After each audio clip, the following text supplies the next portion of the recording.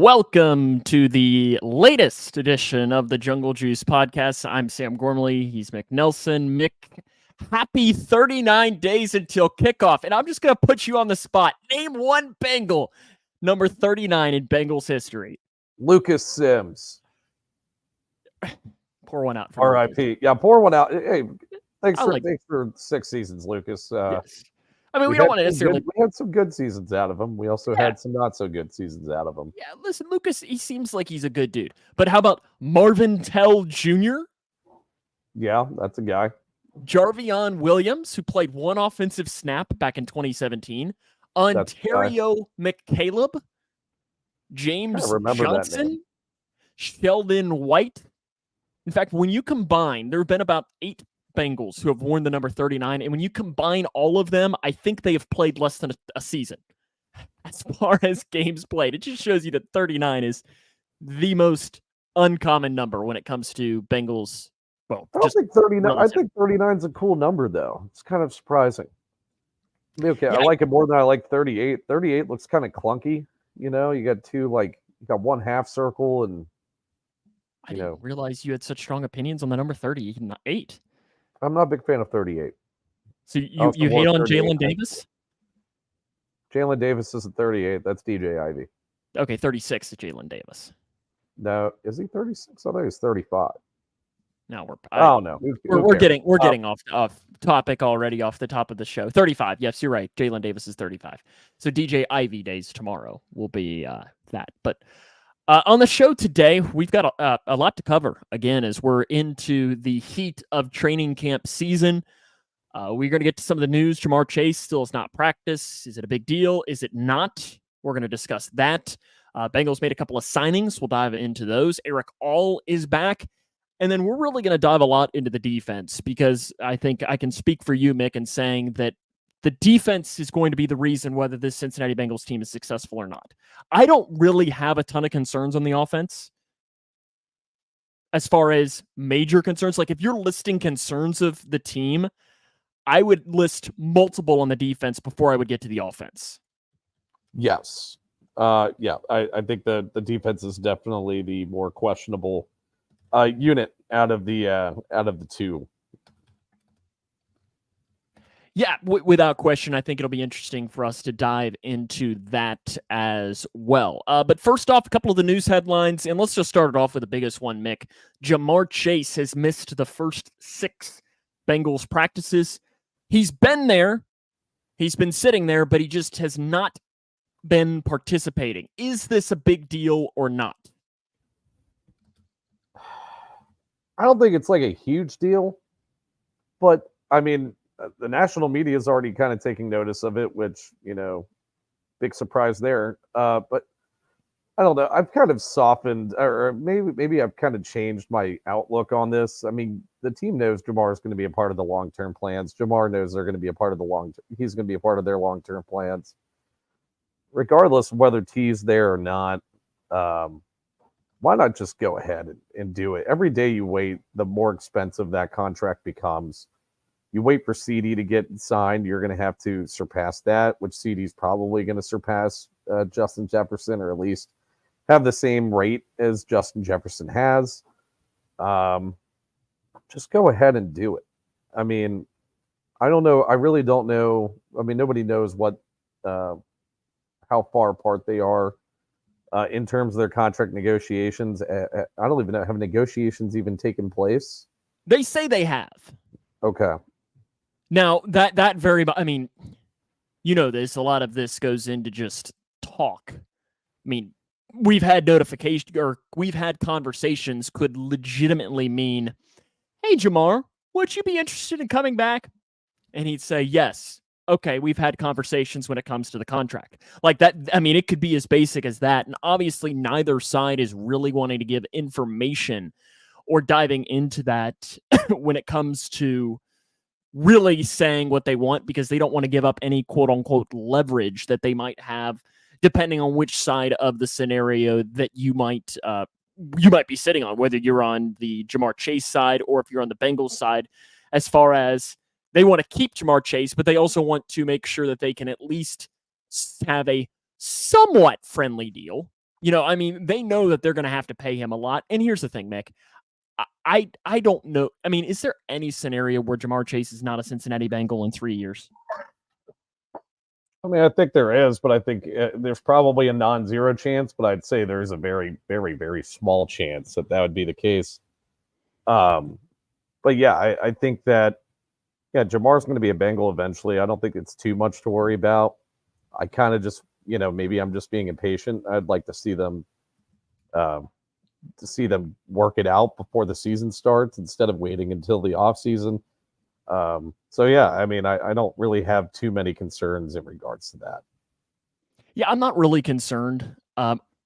Let's ask this question though: at what date or at what point in training camp here are you going to start to get a little bit concerned as far as if Jamar Chase does not start participating into whether this could actually? Because I'm not even sure if we can call this a quote unquote holdout right now. Yeah, I don't think it's too much of a holdout. Like I think more a holdout is more like he doesn't even show up to practice at all and is getting fined for not showing up to training camp. But to answer your question, I'd say, I mean, as long as he's there, say 2-3 weeks before the season starts, I think that's plenty of time. It's not like him and Burrow don't have rapport. They've been together for quite a long time. I mean, what, about 6 seasons combined with college and the NFL? I mean, that's. I mean, you can count, like, Joe Burrow has played, maybe 12 games after high school without Jamar Chase as one of his wide receivers. Mm-hmm. Yeah. So, and then the other point, maybe to get him, maybe for wanting him to join the team a little bit sooner than that, is that there's going to be some changes to this offense. We've already, there's been a change of coordinator from Brian Callahan to Dan Pitcher.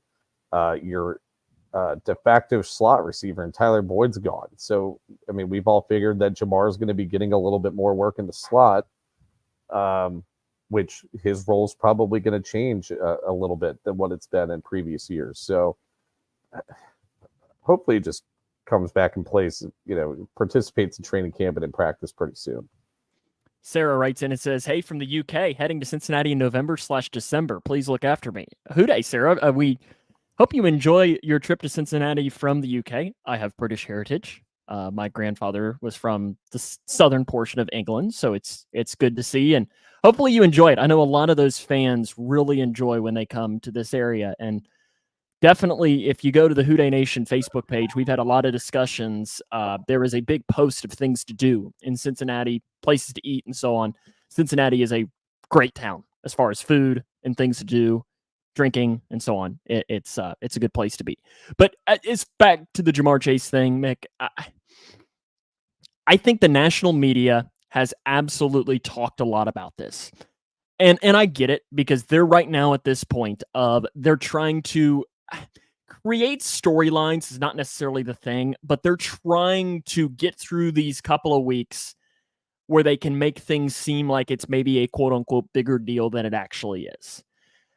And I think that's kind of where we are, because I know Zach Taylor has said a lot, and this very well could be Zach Taylor just covering Jamar's butt and covering his own butt. But he said that they've had this plan this entire time. Now, do you buy that or do you not? I don't buy that. So you think this is him covering the butt of both Zach and Jamar? Yes, 100%. I don't see any benefit if that was a part of plan for them to for them to have Jamar Chase sit out of practice. I do not think that would benefit them whatsoever. So yeah, definitely kind of a Band-Aid or whatever you want to call it to kind of cover up what's going on with them. This will definitely be something that we're going to talk a lot about, though, over these next couple of weeks. So we can put a cap on this and probably come back to it next week and probably the week after that. And it'll probably be one of these things. It's like the Joe Burrow contract and T. Higgins prior to this, where there's just got to be something that's just hovering around the team. It's not necessarily like a black cloud or anything, but it's just kind of there. We have to mention it. We have to say it's there. We've done that, and I think it's good for us to move on a little bit. Bengals made 3 signings late last week to bring their training camp roster to 90, which is the max. They signed cornerback Nate Brooks. He played at North Texas, was an undrafted free agent. Hakeem Butler, who is a wide receiver, and Ryan Reckow, who is a punter from BYU. When we talk about Brooks and Reckow, we're going to come back to them a little bit later on, but Hakeem Butler is a fascinating pickup for the Cincinnati Bengals.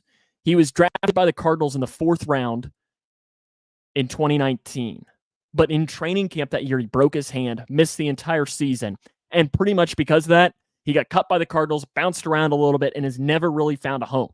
He's been in the CFL, he's been on training camp rosters, and he's been in the UFL where he was really, really good this past season in the UFL. Mick, I know you watched every snap of every UFL game this year. Just like huge fan. He led the he was named All UFL this year, and he was the Offensive Player of the Year. And he led the UFL in receiving yards and yards per catch. 6'5", 225-pound wide receiver. So he's a big guy. Does this mean anything? No. Is this just a camp body, or does he have any shot at making the roster?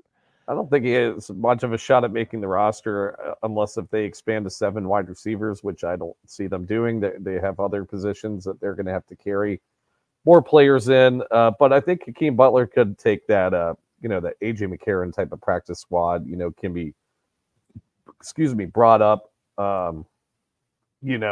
if needed kind of role. So I don't know. I think he'll be a fun guy to watch in preseason games, and hopefully he can stay on the practice squad. Yeah, because the quarterback that he was being thrown to in the UFL was A.J. McCarron. So you get that aspect of it as well. Eric All, the tight end that the Bengals drafted in the 4th round out of Iowa, he's been cleared to return to practice, which is interesting. He started on the PUP list, still recovering from the ACL that he suffered about halfway through the college football season last year. And I know Paul Dehner Jr. on Twitter from The Athletic, he made some comments saying that he was involved. Like, this was not him coming out there as like he's back, look at him go. He said it was like you couldn't necessarily tell that he had just come off of that list. I'm fascinated by how this changes the tight end room battle, because we talked about this, Mick. To me, it's the position battle that people aren't talking enough about. Yeah, maybe not the starting gig that it's a battle for, but they currently have 5 tight ends that could very well make the roster. I don't think they'll carry 5 tight ends. I think that is way too many. I think 4 is honestly, on the verge of too many as well. So, I think it's going to be a battle between. I think you've got 3 guys for 2 spots. Yeah. Between All, McLaughlin, and Tanner Hudson. Yeah, and I don't see why they would sacrifice 4 years of roster control with McLaughlin and All to keep Tanner Hudson. I just don't see a scenario where that would be the case. Because either one of those guys are probably going to get claimed on waivers. Yeah. I don't think there's almost any scenario where Eric All does not make the team. He's a 4th round pick. You don't draft somebody in the 4th round, especially at a not necessarily prime position, but a position of need for the Bengals. You don't draft a guy there and cut him. Like, you're keeping him through. And really, you could say the same thing about the 6th round with McLaughlin. And that's why it's just fascinating that could Tanner Hudson be the odd man out? But then again, Tanner Hudson last year, he was good. Like, in his opportunities, and he earned Joe Burrow's trust. Yeah. But you're not going to cut Drew Sample. You just signed him to a 3-year extension. And Mike Gesicki, he's made the team too. So I don't know. It's just fascinating. Yeah, really the only other option would be Gesicki, because it's just a 1-year, $3 million contract. So you're not having too much dead money from cutting Gesicki, but I think he's been featured quite a bit with the ones on offense. I think that the social media team has been pushing a lot of Mike Gesicki content out there. I don't think there is really much of a chance that they would cut him. So yeah, it's really between the two Tanners, Tanner McLaughlin and Tanner Hudson. And McLaughlin was rated to be a much better prospect than where he was drafted in the 6th round. Again, you get 4 years of roster control starting this year with Tanner McLaughlin, and you only have this year with Tanner Hudson. So I don't know. I would think that Tanner Hudson's probably the odd man out. If he can stay on the practice squad, that'd be cool. That'd be great. But it's not a given the year that he had last year. Yeah, I'm going to be very interested to see how that battle goes along. A couple of the other news headlines from the week as well. BJ Hill dyed his hair. So now it's both Burrow and BJ that have blonde. So they're the blonde brothers, Burrow and BJ. Sam Hubbard left practice on Sunday with an injury. Now, Zach Taylor said that he's listed as day-to-day. He was carted off. Now, the cart coming out at training camp can be a bad thing, but it also can just be 100% precautionary because they're just taking them to the training table. And you don't want them to walk, especially if it's any semblance of a leg injury. So I think that's probably more of what the scenario is. And day-to-day to me in training camp is a really, really good sign because day-to-day in training camp to me means that you are good to go in the regular season. Yeah, so the cart should show. It pretty much shows nothing, like you just said. Nothing. That the distance between the practice field and the stadium, the locker room. I mean, it's not a small distance between the two. I mean, that'd be a lot of walking on an injured leg for Sam to be doing there. So yeah, I don't think that the cart's really that big of an issue. And then the other big news from the week is that the Bengals unveiled their new locker room. I saw some of the pictures. I saw some video as well. It looks awesome. Yeah, no, definitely an upgrade. Definitely needed an upgrade over the previous locker room. I think it's got the players pretty excited, and I think it also looks pretty awesome. So I did appreciate that because if you remember, Mick, we got to tour the locker room, about 2 years ago, year and a half ago, or whenever it was. I guess it was not last summer, but the summer before is when we got to tour it. And it was funny because next to Burrow's locker room, he had a microwave there. And that was always the story is that was Burrow's microwave. And he was the one that used it and everything because he'd bring his lunch and he'd warm it up. But next to his locker in the new locker room, they've actually built a microwave into it. And he's even got like a mini fridge. And it was funny because Burrow's over there checking it. And I don't know if you saw the video of this, but Jamar Chase walks over. He's like, why does he get a mini fridge and a microwave? And Burrow said something like, you can use it too, buddy. Like, I'll share it. But it was just kind of funny. And I like to see that relationship between them. Okay. Bengals defense. That's most of the news headlines for the week. We thank everyone for joining us here. We're going to dive into this Bengals defense because it is the biggest story of this season. If the Bengals defense is you can even say a top 15 defense, Mick, this team can be really, really good. I don't think this defense needs to be top 5. It doesn't need to be the 85 Bears, but it doesn't need to be last year's Bengals defense because then you can only put so much trust and so much onto Joe Burrow's shoulders. He can only do so much. But with that, there are a lot of interesting discussion points for us to have with this. As a whole, do you kind of agree with that sentiment for the defense? Yeah. It can't be as bad as it was last year. Is kind of where I'm coming from. In order for them to have success in the 2024 season, in order for them to get back to the playoffs and make a playoff run, the defense has to be much better than it was last year. And they have some areas where they definitely have improved. They definitely overhauled the safety room, which was a huge problem last year. But then they've had some areas where they have gotten a little bit weaker, particularly on the interior defensive line. So hopefully they do look a lot better than they did last year. I don't know what my confidence is in that. I will definitely preview that here in the next few minutes. But yeah. I mean, the defense doesn't have to be a great defense, but it needs to be a good, solid defense for them to have success this year. Yes, and there are a lot of questions with it, and questions can be a good thing and it can be a bad thing. I think it's best for us just to go as usual, just by position. And what I did, Mick, is at least when I was making my notes, I split defensive line because I think you've got two different opinions on the defensive line. Edge, I'm not necessarily as worried about. Interior, I think there's some more discussion to have. So I think let's just start with the edge guys and dive into this. And I think the most important discussion point for me, at least with the edge, is Myles Murphy. What can we realistically think for Myles Murphy in this coming year? I mean, last year you saw that really for the first 9 weeks of the season, he didn't do really anything. And then right at about the Houston game, week 10, you saw his snaps take an increase. Now, it was nothing drastic, but he was in there, for about 20 to 25 snaps a game.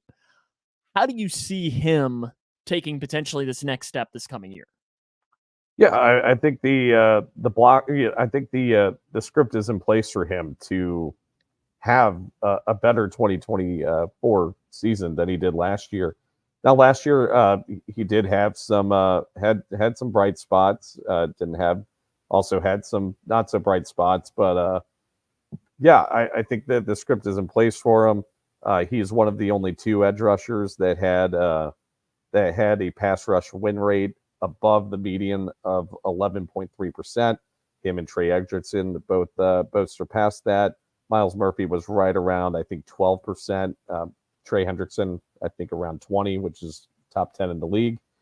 But yeah, I mean, I think they drafted Myles Murphy in the first round to eventually take over Sam Hubbard's role. Sam Hubbard's getting a little bit older. He's going into year 8.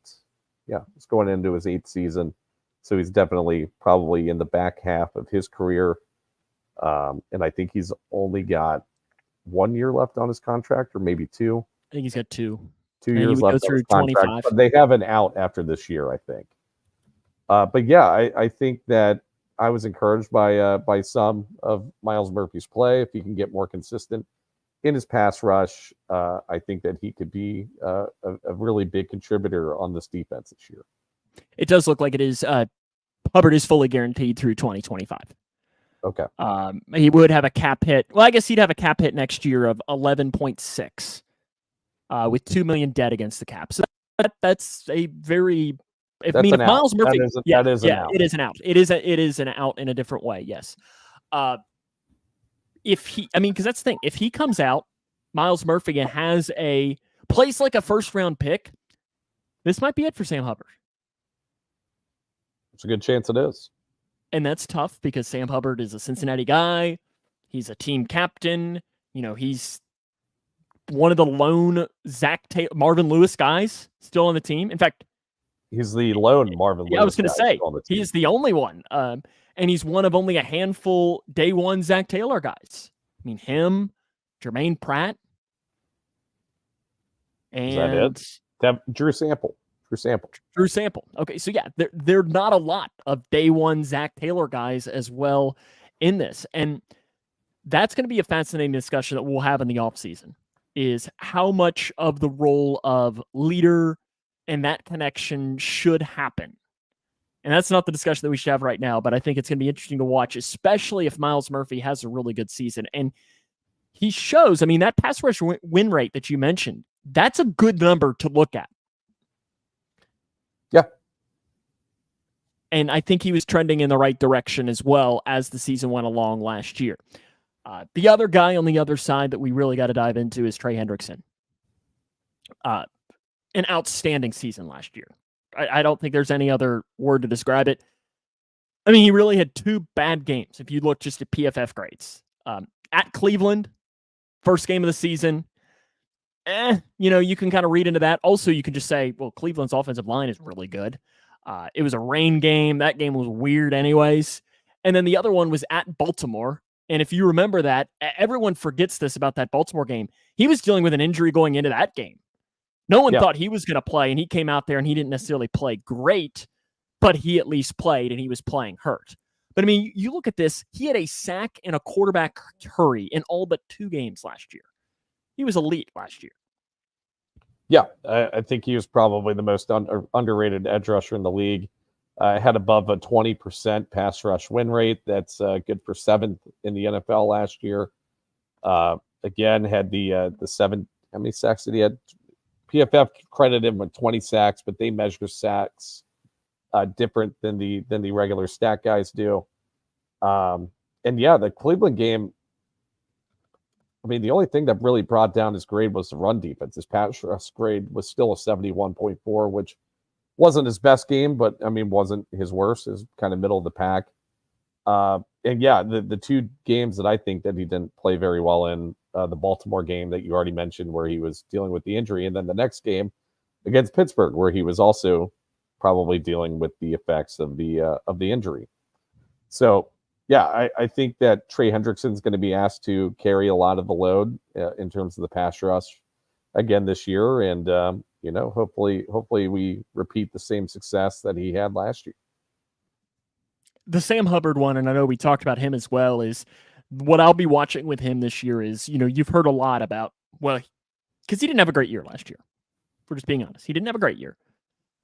But so the resounding thing with that is he was playing hurt and playing on one leg. So that, to me, is the question is, was it injury?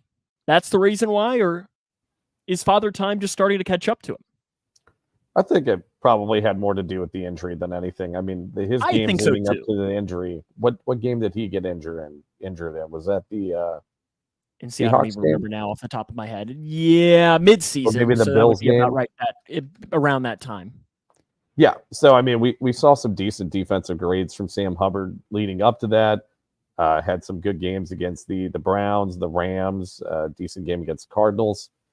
And his run defense grades were good. And then right around the Seattle San Fran game, that's where his grades started to kind of dip a little bit. I don't think it's really any coincidence that the injury didn't have something to play with that in terms of how his production vastly declined. So, yeah, I think that he's probably due for a rebound year in 2024.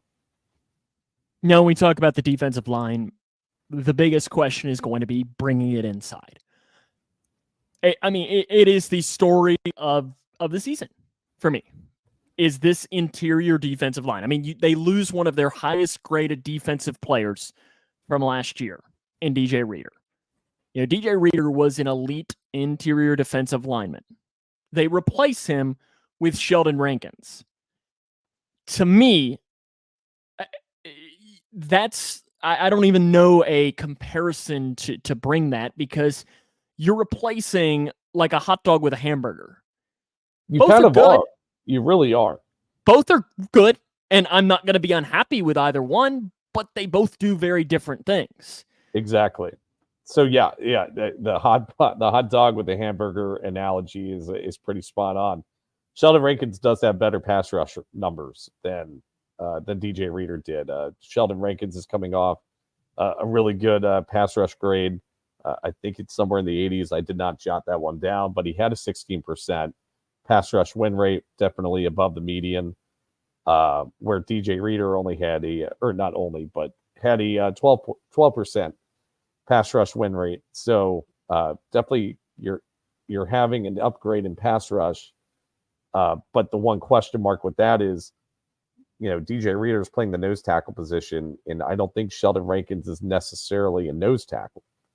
And I think him playing out of position, does that hamper his productivity that he's had over the past couple of seasons?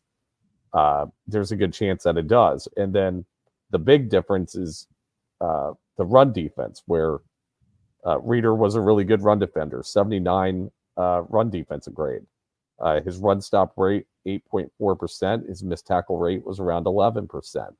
You're replacing that with Sheldon Rankins, who had an absolutely terrible year last year in run defense, 39.1 run defensive grade.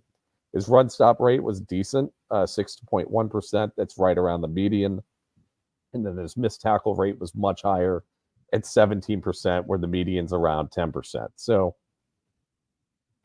I don't know. I definitely would have rather have had Reader in at the nose tackle position, just given what that position entails and what is needed in that position. But it's going to be interesting to see how they utilize Sheldon Rankins and what he can do.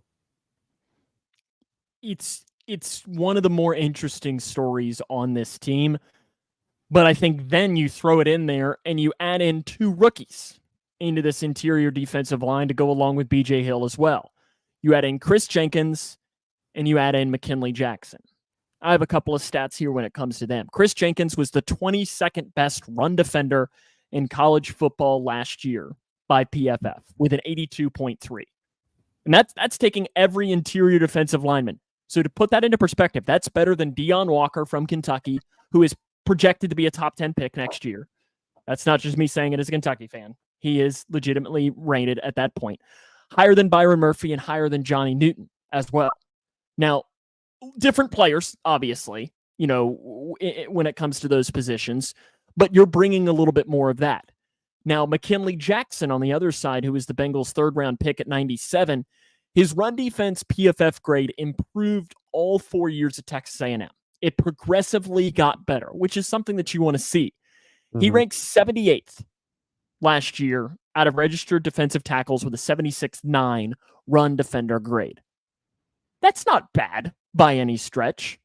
The biggest thing with McKinley Jackson, and this is a red flag and it is a concern, and I don't know if you know where I'm headed with this. Missed tackles.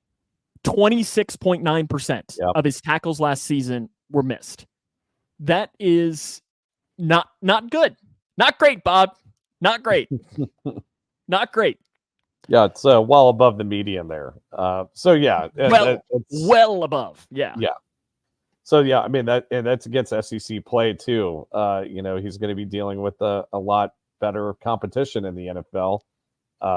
So yeah, I think that it's going to be interesting to see what the 2 rookies can do. If I had to guess, they might be switching Rankins and Jenkins out in that interior defensive line spot where, neither of them is a nose tackle. They can probably get by maybe with having both of them play it. Chris Jenkins measured at where was his measurements at? 6'3", 305 pounds. So it's definitely small for a nose tackle, but I think it's doable. I think he's definitely bigger than Sheldon Rankins is. 6'2". Okay, they actually have the same build, 6'2", 305 pounds. So, I think they're probably going to switch him out, probably have Chris Jenkins more in the run defense packages. And then for pass rush, probably having Sheldon Rankins in there because he's much better in that department than Chris Jenkins is. To me, and I mentioned this on a podcast a couple of months ago, I don't think it's crazy for me to say that other than Burrow and Chase, that Chris Jenkins might be the most important person on the Bengals this year. And why I say that is because his development, if he plays like a 2nd-round pick, this defense is going to be much better. And they are putting so much faith in guys like Chris Jenkins, Sheldon Rankins, and McKinley Jackson that if they don't work, this defense could be bad. I mean, You look at what's been the biggest issue in the AFC North is, the AFC North. What are the Ravens really good at? Running the football. Who did they just add? The best running back in football. And then also, I mean, to add on with the Ravens, the Browns. The Browns have a top 5 rushing attack in the league. They're going up against some really good running offenses. It's not just the Ravens and the Browns. I mean, you're dealing with the Chargers. The Steelers, the running style of Najee Harris. Now, neither one of us are necessarily huge Najee Harris fans, but the Bengals made Najee Harris look like Derrick Henry last year. He looked really good against the Bengals because of that style was not a great matchup for that Bengals defense. And those guys are so important on this Bengals defense. Yeah. Also, not to mention, they're going up against the Chargers, who are changing their offensive identity this year to become a run-heavy offense. And then you're dealing with the Eagles, who have potentially the best offensive line in the league, even with Jason Kelce retiring. And also their rushing attack is really good. So their run defense is, I think, going to dictate the 2024 season and how they can rebound from DJ Reader leaving. Now, the two games we had without DJ Reader, you already mentioned the Steelers game. David gave up 130 yards on 7.2 average yards per carry to Isaiah Pacheco last year against the Kansas City Chiefs, the team that that's pretty much, I would say, their most bitter rival right now. So how they can manage these elite run offenses that they're going to go up against is going to be the biggest storyline of the 2024 season, in my opinion. Without question. Without question. If the run defense, like I said, a couple of minutes ago, if the run defense, I think if it's okay, then I think the Bengals are fine. They just can't have it be bad. I don't even know how it necessarily even needs to be great. I think it just needs to be okay. Now, if it's going to be great, then I'm obviously not going to turn that down. But we just need it to be average. Yeah. And I'm not sure they're trending in that direction. And that worries me. And I know it really worries you. Yeah. Anything else in the defensive line, or do you want to move on to some linebackers here? Let's go ahead and move on to the linebackers. To me, the biggest question with this is last year what we talked about a lot was Logan Wilson and Jermaine Pratt having down years. There's no other way to put it. And the question with that is how much of an impact was in front of them and behind them, and how much of this could be that maybe Jermaine Pratt had one good year? That definitely that could be a huge question mark. Was the 2022 season from Jermaine Pratt a fluke? And it was a contract year, Jermaine Pratt. Yeah, and there's a good chance it might have been. But yeah, I think a lot of it had to do last year with the players that were behind them. With the change out in the safeties from Jesse Bates and Von Bell to Nick Scott, Dax Hill, and then Jordan Battle eventually took over Nick Scott's spot. But yeah, so to give you some comparisons here, so Jermaine Pratt in coverage last year had an 87.2 coverage grade and allowed a 70, or in 2022, my bad, 87 coverage grade, 76 passer rating allowed. Both are, which is good. Which are both below the median. He was a top 5 coverage linebacker in the league last year, or in 2022. In 2023, his coverage grade dipped 22 points to 65, and his passer rating allowed, which wasn't terrible, did spike up to an 87, which is right around average. Logan Wilson, 74 coverage grade, which was decent, 102 passer rating allowed, which wasn't great. That was in 2022. 2023, 58 coverage grade. So it's 16-point dip. Passer rating allowed actually got better from a 102 to a 100, which still isn't great. Yeah, I was going to say that's not a big. It's pretty much the same. Yeah. So I think a lot of it did have to do with the safeties, because I don't think you would have seen a dip in both of their productions if that were the case. Yeah, it's a underrated portion of this, and I mean, I feel like all of these discussion points for this defense is there's not a position on the defense. I guess edge rusher you could say I feel confident in, but then again, and you could say this about a lot of teams, is that they're an injury to Trey Hendrickson away from not having a closer on the team. Yeah, they have all of their eggs in one basket in terms of the edge rushing pass rusher. And then, but there's so many questions of all of these position groups. Yeah. And linebacker is one that you want to feel good about, but like you just mentioned, those stats don't make you feel great from last year. And if it's a repeat, that's an issue. Yeah, but there is, I guess there is a reason for optimism, because you did overhaul the safety room, right?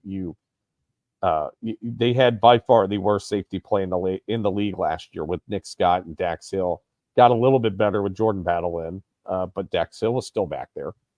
Them changing out really changing out Dax Hill for a combination of Geno Stone, Jordan Battle, and bringing Von Bell back. I think that the communications, I mean, we've already gotten reports that the communications already a lot crisper in camp, having those guys back there. So I think that Pratt and Wilson can do nothing but benefit from the overhaul in the safety room. let's just go ahead and jump into the safety room then, and we can come back to corners just because we're talking about them and it kind of ties into this position as well. You mentioned that how bad it was last year. It was bad. It was real bad. I mean, Wasn't you're good. looking at just PFF grade, and I'm just doing just straight up defensive grade via PFF. Dax Hill was a 50.9. That was 154th of 174 safeties. Nick Scott, 44.0, which was 168th out of 174. I mean, Mick, if we're being honest, I think you could almost go out there and maybe give a 44. You'd at least get a 40, maybe. Yeah, maybe. So, yeah. Now, I do want to also mention here is the number 2 safety in the NFL last year with a 90.6 was Jesse Bates. So you could theoretically almost add together Dax Hill and Nick Scott's PFF grade, and it would almost equal Jesse Bates. Yeah. That is going to be a huge question moving forward was that a mistake? I don't know if it was necessarily a mistake. I mean, you go through, sometimes you have to go through peaks and valleys throughout the franchise history, right? Last year was definitely a valley where you lost both safeties in Von Bell and Jesse Bates, and they didn't necessarily have the solution with Dax Hill and Nick Scott. Now, bringing in Jordan Battle, on the other hand, I mean, Jordan Battle was kind of a fresh of breath air in the safety room and the defense as a whole. He played really well last year. I think he was a top 10 graded safety overall last year.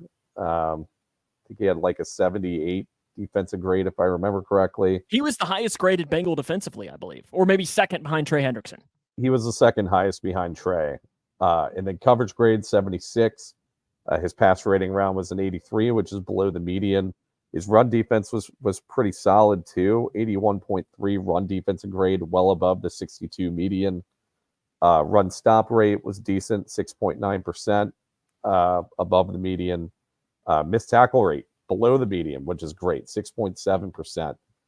So it's going to be really interesting because they did sign Geno Stone to a 2-year contract and signed Von Bell to come back and kind of be the leader of this defense.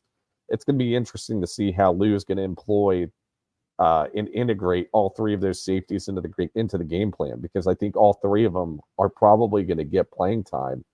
But I think Riley said it plenty of times, maybe running some 3 safety sets, which I think would be awesome. And I think a really cool way to deploy the defense.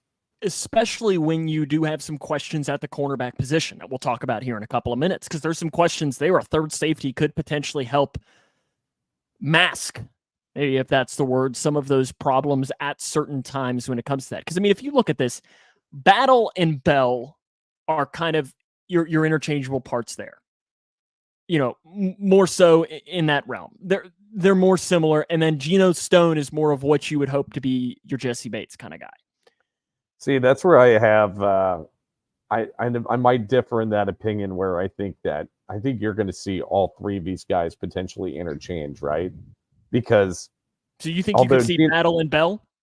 I think it'd be Battle and Bell, and I think if we're really thinking about this, I think Bell and Stone are going to be interchanging, because I think Battle is graded and played really well across the board, run defense and coverage, and also is going into his second year, which I don't know why you would take him off the field after how good of a season he had.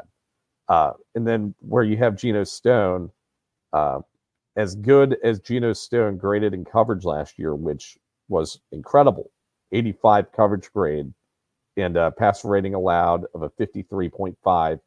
Both are, I think, probably top 10 in the league amongst defensive backs. His run defense is absolutely putrid. It's terrible. Run defense grade of 34, which I think is probably worse in the league amongst safeties. Run stop rate, median is 6.1%. His run stop rate is 0.3%, which is almost 0 if you're rounding down. Missed tackle rate, median is 10%. Geno Stone's is 31%. So I don't know if you can have Geno Stone on the field that much out there for run defense packages when he is graded as a huge liability in run defense. Whereas Von Bell isn't as great in coverage, but his run defense is a hell of a lot better than what Geno Stone's is.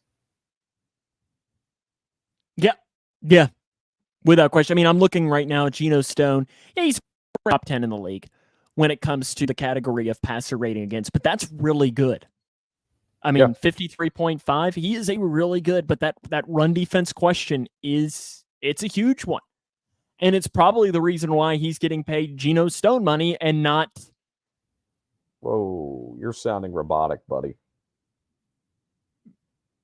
Hello. It's the reason I'm here. Hello. What is going on? Do I sound robotic? I'm not showing any issues on this end. That's kind of weird. Well, I'm having issues on your end. Interesting. Well, talk about Geno Stone some. Yeah. So, yeah, we'll just go ahead and kind of talk about Geno Stone.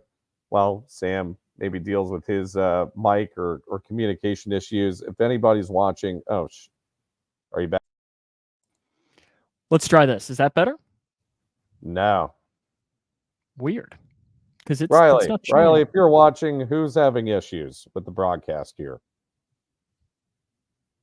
Somebody can comment if I sound normal. It's on Mick's end. You're robotic, Mick, and you sound fine to me. Interesting. Okay. I will be right back. Okay, this is a little weird. Okay. Interesting. Technology, you have to love it, right? You have to love it. They say you can hear both fine. I don't know.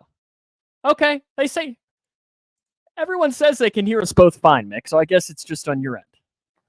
No, you're still sounding weird. I'm sounding weird to some people.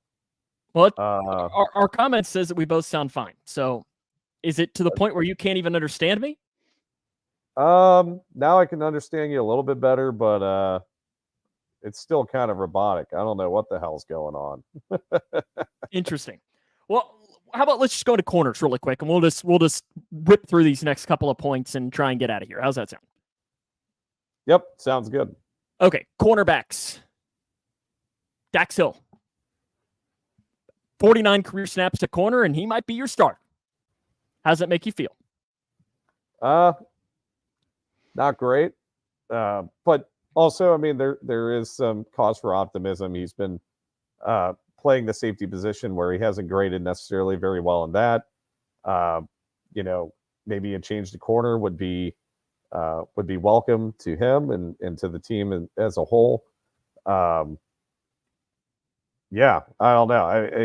It's going to be interesting to see how this battle, which I think is probably the most prominent starting battle on the roster between him and DJ Turner, ends up shaking out. Now, I think that I think Dax has some skill sets that project better to corner. I think he's better at sticking with receivers in man-to-man coverage. Definitely has shown the ability to get some pass deflections in there. So yeah, I think that it's just going to be an interesting battle. Now, neither of them graded really well in 2022. Both graded, I think, in the 40s in coverage grade, which isn't very good. Both allowed over 100 passer rating allowed, which isn't good at all. So yeah, I mean that spot's going to be the biggest question mark. One of the biggest question marks on the team in 2024. Without question. I mean, DJ Turner, year 2 jump is what they're really putting a lot of hope in. I mean, the first half of the season for DJ Turner was not bad by any stretch for a rookie corner that was picked in the second round. Was not bad. But then once he hit the Houston game, it took a major dip. And really, through the last second half of the season, he had 2 bright spots. And as far as games, PFF grade-wise. Home against Pittsburgh and home against Cleveland. It's going up against a Pittsburgh passing attack that was atrocious last year and going up against Jeff Driscoll against Cleveland. You're muted. It was the microphone. Must have been plugged in weird. I don't know. I just plugged it back in, and now you sound completely normal again. Anyways, so you were talking about bright spots from DJ Turner against pretty crappy passing attacks. Yeah, I said first half of the season was decent for DJ Turner. Yeah. I mean, if he does what he did in the first half, the entirety of this coming season, I think the Bengals will be okay. He was fine as a corner. The second half, though, was bad. Yeah, and how much of it had to do with, like, these teams got some additional tape on DJ Turner and they figured out how to beat him. Pretty much, I think if they realized if they had to be a little bit more physical with DJ Turner was not going to build up to what he needed to build up to, which, you know, that's something he's going to have to improve, and I don't think that's something that can be easily improved, is the physicality aspect of the corner position, but that is something that he's going to have to figure out now in order to contribute to the defense this year. Yeah, I mean, he had some really bad, you're just talking quarterback ratings. I mean, against Buffalo, 156.3? Almost a perfect passer rating. Oh, he did give up a perfect passer rating against Minnesota. Vikings, 158.3? That is a perfect passer rating. At the Steelers. That is an imperfect game in coverage.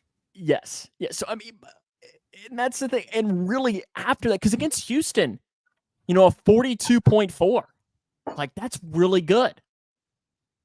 But then, you know, it just was not great the rest of the season for him. And it's a lot of questions for him. And then on the other side, you know, when you're talking about Cam Taylor-Britt, for one, he's got to stay healthy because he's kind of had some nagging injuries over the couple of years.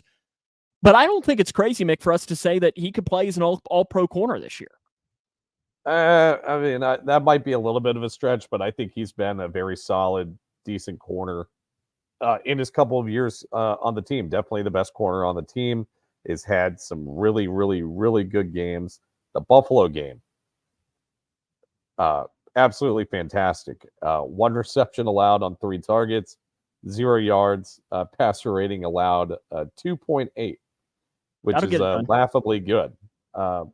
But he's had some pretty shaky games last year as well. The game against Tennessee, didn't play very well in that game. 54 coverage grade, gave up 2 receptions, 82 yards, 119 passer rating.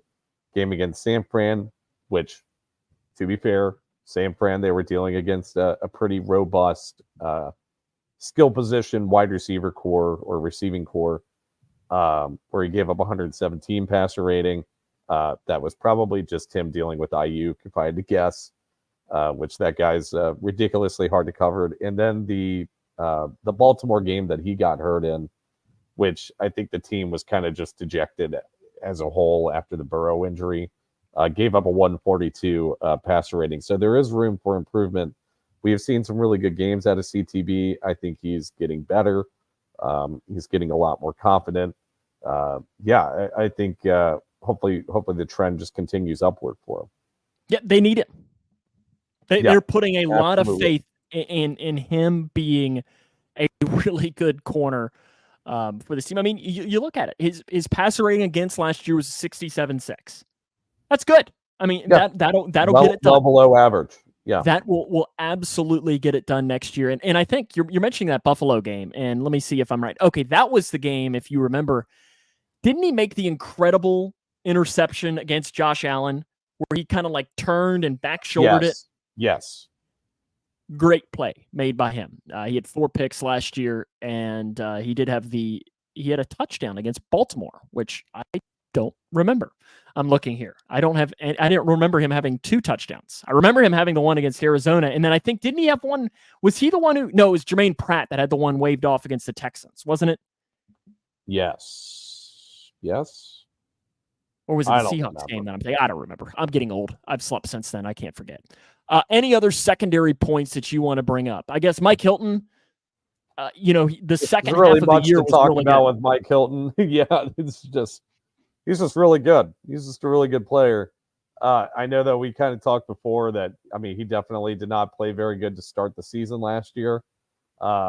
I think that he was putting too much on his shoulders with the change in the safety room, and I think that you mentioned it on a podcast. I'm not sure who broke it or whatever, but pretty much I think Mike said that he kind of just resorted to playing his game instead of kind of worrying about what the other guys are doing on the back end. And once he started doing that, I mean, he was one of the best. He was definitely, I would say he was the best slot corner in football last year, and maybe one of the best corners in general in football last year, and had some really elite games in the process. So having him back's huge. He's a really good player. So that's where, as long as they can shore up the CB2 position, whether it's with DJ Turner or Dax Hill, the secondary I think will be just fine this year. I think it's going to be much improved than it was in 2023. I know I was listening to Dave Lapham's podcast, and he was doing a camp report. I think it was from maybe Friday of last week is what I was hearing him. And the guy he mentioned as somebody that stood out to him is Josh Newton, who is the Bengals' 5th round pick, just said that he just looks the part of being a really intelligent player. So I'm intrigued as to where he kind of fits into that aspect, because I know he's kind of been described as maybe a tweener in between a slot and an outside guy. So I'll be interested into how he goes when it comes to that. And it's fair. Is there a good chance that if DJ Turner and Dax Hill don't shake out in 2024, and also can't forget about Ivy. Like Mike writes in, can't forget about DJ Ivy. I have not heard much about him as far as his recovery. Yeah. But Josh Newton, there's a good chance he does end up starting if Dax and DJ Turner can't get it figured out. And the grades in college, I think, are pretty solid for Josh Newton. 77 defensive grade, 77 coverage grade, which, Big 12 competition, but, which isn't terrible, not great. Passer rating allowed of a 64.8 last year. The year before, 43.3. That's when he was kind of getting billed as a early second round, late first round talent. So I think the potential is definitely there for him. And there's a good chance we can see him start. Nate Brooks was also a guy that they signed.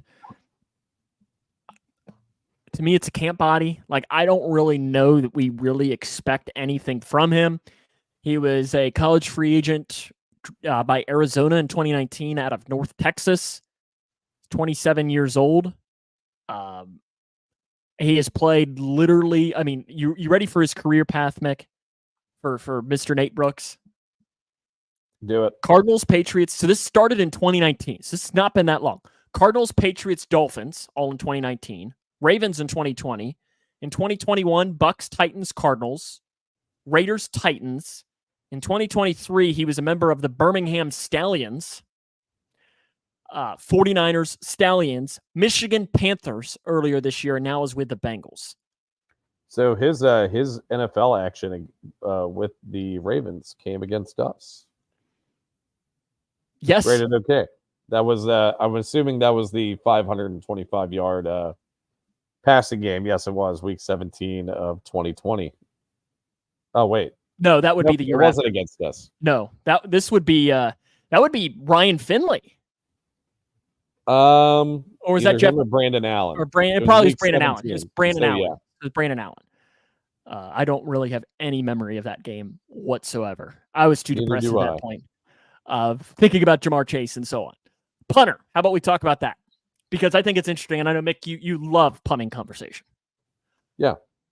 For one, I gotta at least bring this up, is that the Bengals signed Ryan Reckow.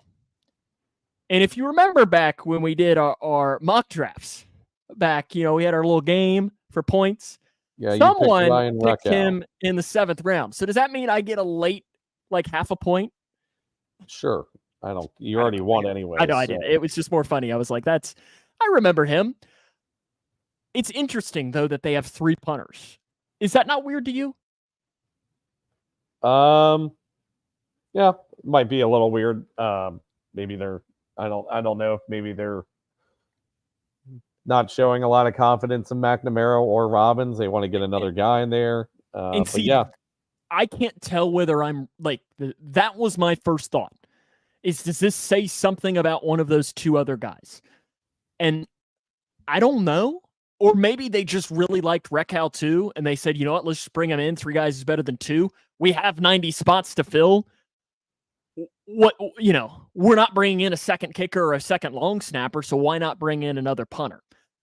A couple of stats for these guys is you hear Darren Simmons, the Bengals special teams coordinator, talk a lot about hang time. That's a stat that means a lot to him. So, the time that the ball is in the air to allow the defense to come down. Brad Robbins last year, his hang time was 4.24. That ranked 31st out of 39 punters. But when you look at these other two guys in college last year, they're worse. McNamara was better by 1/100th of a second, 4.25. So really, he's the exact same. Rekal, though, was a 4.15, which would be the third worst in the NFL. Now, with that, and this could be, it is a wild card to think about when it comes to Rekal. I don't know if you remember where he went, Mick. BYU. There you go. BYU is in the mountains, meaning that he had to deal with less, if you're just talking physics, there was less air to slow the ball down potentially, and that could be part of the impact when it comes to the hang time. But that also would inflate his numbers when it comes to distance-wise as well. Net punting is another stat I pulled, and net punting is a little bit misleading because it has a lot of impact on yourself, but also on your punt team. Because if your punt team sucks, I don't care if you're booming 55-yard punts every single time. It doesn't necessarily matter if your coverage team sucks. Robbins last year was a 44.3. McNamara was a 42.5. Rekal was a 41.7. I'm just really interested into how this goes about. And like you said, I don't know whether bringing in Rekal means more or less or nothing at all when it comes to Brad Robbins. Yeah. And Austin McNamara. Yeah. Because, I think we were all thinking it was going to be a two-man battle between those guys. So, yeah, I don't know. Maybe they're not impressed with either one. Maybe it's McNamara's holding. We don't know. We don't know how these guys are holding kicks either. That's going to be another question mark. So yeah, I don't know. It's interesting though. I guess. I'm very interested to see how this goes. It's weird that I care so much about the punting battle, but I just find it interesting that there's 3 of them. And I would love to sit there and ask, and I wish you could give like Darren Simmons truth serum. Like, I'd love to know really what he wants. Like, what does he really look for in a punter?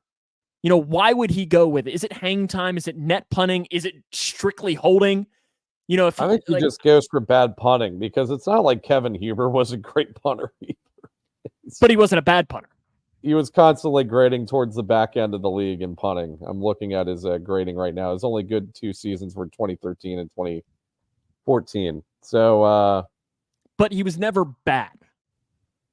Necessarily. I don't know. The grading tells you otherwise. But yeah, that's maybe he just likes bad punters. I don't know. I don't know. I'll be interested to see who it goes. Are you going to stick with McNamara being the punter? Yeah, I'm going to stick with McNamara. I will too, but I really think it could be 33%, 33%, 33%. Yeah. Like as far as a shot, I think each of these guys have an equal shot of it. Could be Riley's point here. Don't punt. Go for it every time. Don't punt. Our punter sucks. Onside kick every time. Go for 2 every time. That's right. I forgot. That's right. Yeah, the new kickoff rules, which I love that came out. People are acting like that's new news. Like, that was released back in April. I do think the onside kick portion of the kickoff rule kind of sucks.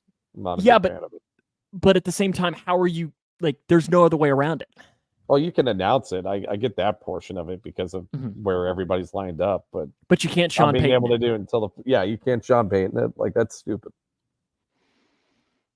Do you think, and this is off topic, but would you be more in favor of they've said like the 4th down and 20 play or 4th and 15. I would be or more in something. favor of that because I think the onside kicks in general not that great of a not that great a rule, but a 4th and 20.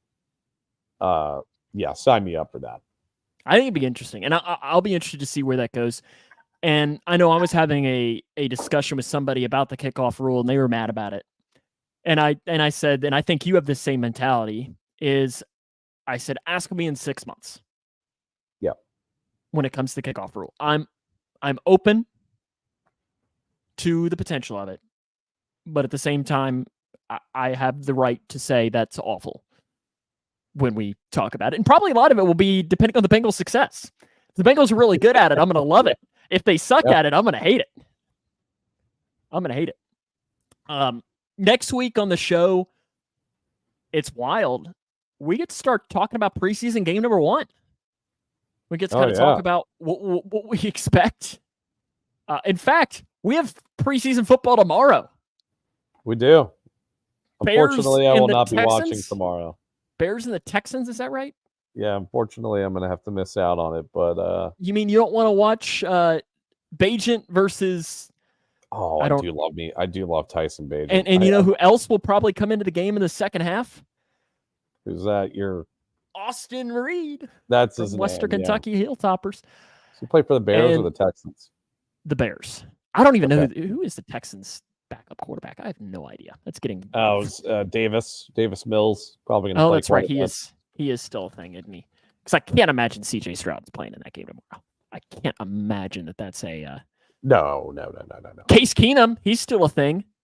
Or the 4th-string guy, Tim Boyle.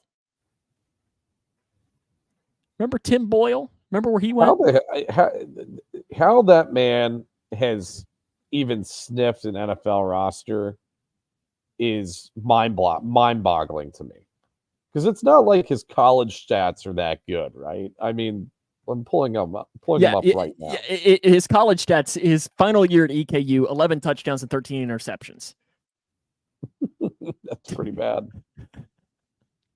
That's pretty horrendous. But he is, I mean, listen. He's been on an NFL roster the past 10 years. Yeah, since 2018. Packers, Lions, Bears, and Jets. And he's played in the NFL. I mean, he's thrown 4 touchdowns and 12 interceptions, but hey, that's 4 more touchdowns than we've thrown in the NFL.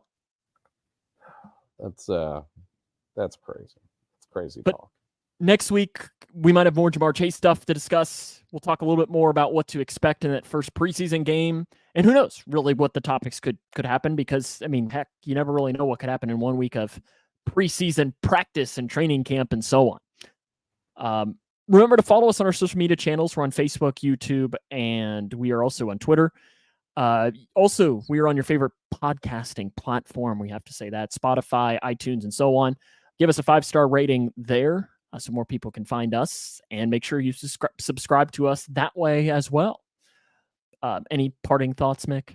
Or any pop culture things that you want to discuss? Because we've talked about that later in shows as well. Pop culture things? I don't know. I haven't been watching the Olympics. How's that going? Are we winning? Is America winning the Olympics? I haven't gotten a chance to watch any of it today, but you have Peacock, right? Yeah, it's all on there. So you can do it, and they have Scott Hansen, NFL Red Zone guy. He hosts Gold Zone. Oh, that's awesome. That's actually pretty cool. Did you hear about what happened to him? And for those, I mean, if you're an NFL fan, you probably know who Scott Hansen is. He's the host of the NFL Red Zone channel.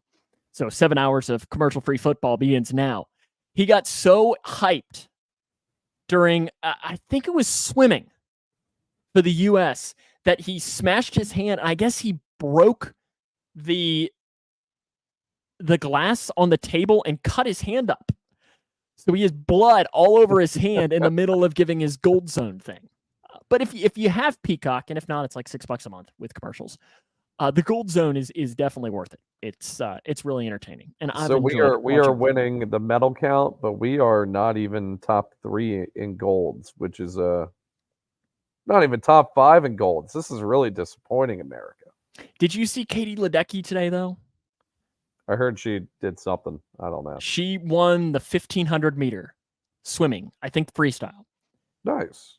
She has the top 20 fastest times in history are all Katie Ledecky. Best female swimmer of all time. Go watch the video of her race day, or at least watch the end of it. She won. It's funny. She literally has time to she probably had time to go get some nachos from the concession stand and get back into the pool and have a couple of bites before the next person came in and finished. She clearly, it's funny. The camera zooms in on her and you can tell she's like, I'm getting kind of bored. When are they going to come and finish? And then finally, the person from France comes in. So it's funny because she just absolutely destroyed everyone in their path. But that's our Olympic talk there. I'm sure we might talk about it next week. But Mick, have a great night, and I guess we'll see you next week, right? Yep, we'll be here next week. Yeah, thanks for watching, guys. Hoo day. Hoo day.